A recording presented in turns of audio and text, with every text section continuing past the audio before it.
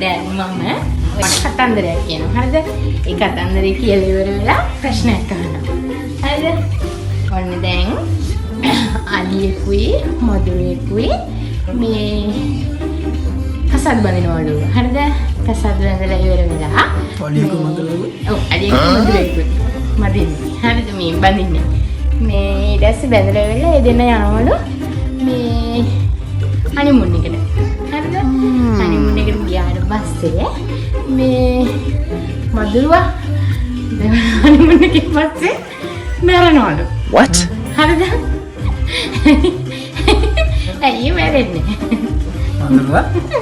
මදුරුවා මැරෙනවලු. තැලිලා. හරි. No. අලියෙකුයි මදුරුවෙකුයි තමයි බඳලා දෙන්නේ. මදුරුවා ඉතින් මැරෙනවා. ඉතින් අලියයි මදුරුවයි බඳින්න බෑනේ. අයියෝ. නේ අපි උපකල්පනය කරමුකෝ. මැරේජ් එක වෙලා තියෙන්නේ ඒ දෙන්න අතර. ඊපස්සේ හනිමුන් එකෙන් පස්සේ